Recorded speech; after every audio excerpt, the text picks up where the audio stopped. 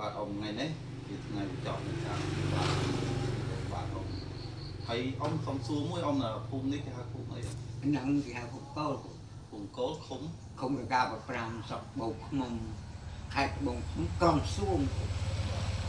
ហើយថ្ងៃនេះខ្ញុំបានទៅចប់នៃការព្យាបាលជាមួយបងអ៊ំណាហើយអ៊ំមានទំនុកចិត្តថានៃការព្យាបាលរបស់ខ្ញុំហ្នឹងថាតើអាចជាដែរជាគ្រូជាមិនន័យថាស្រួលមែនតែហ្នឹងខ្ញុំកំពុងទៅស្រួលហើយគ្រូមិនអីទេអាចគេថាចំណុចជួសជុលប៉ុណ្ណឹងគឺថាអាចបានហើយគ្រូអញ្ចឹងបានន័យថាខ្ញុំទៅសារគុំគ្រូមានរកវត្ថុអ្វីមកប្រើមកប្រៀបស្មើបានទេគ្រូអាចជួយសង្គ្រោះខ្ញុំបានប៉ុណ្នេះអាយុកាន់បានតែយឺនយូរគ្រូណាបាទអានឹងគេថាហើយបាននិយាយថាក្នុងខ្ញុំផឹកឆ្នាំគ្រូនឹងគឺពិសេសណាស់គ្រូអ្វីប្រៀបស្មើពុំបានក្នុងថ្ងៃទី1ថ្ងៃទី2ថ្ងៃទី3ល្មម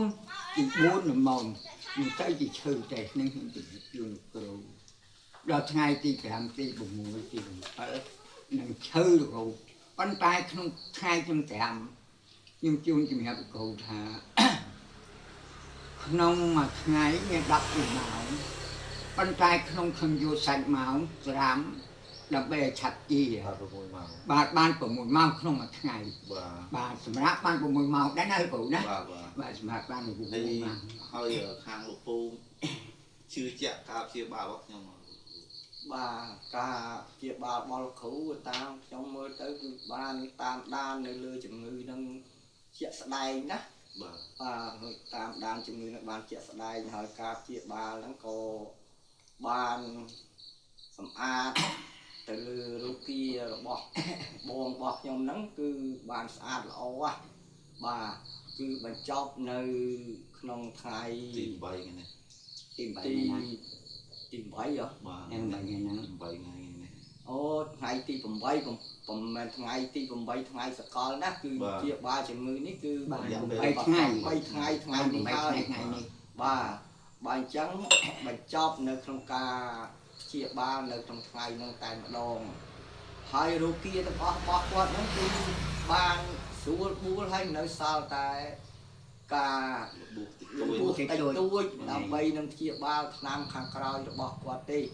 បាទមានតែប៉ុណ្្នឹងទេណាហើយសុំសួរពូមួយថ្នាំក្លូនវិញបាទចំពោះថ្នាំដែលខ្ញុំក្លូននេះគឺជាងពីលោកគ្រូយកមកព្យាបាលសប្តាហ៍ថ្ងៃនេះបាទគឺថ្ងៃទី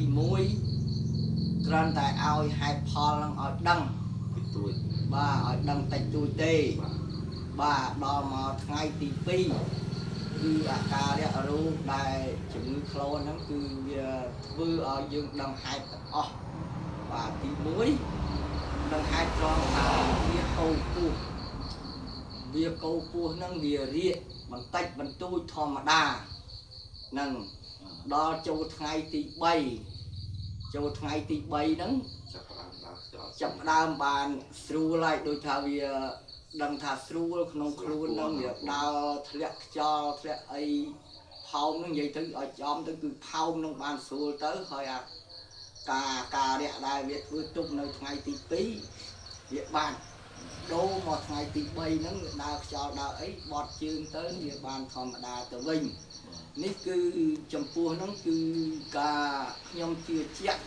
ទៅដល់ឆ្នាំគ្រូណាដែលបានយកមកព្យាបាលរោគារបស់ខ្ញុំនេះបានជាសះស្បើយខ្ញុំថាជាសះស្បើយហ្មងទៅបាទ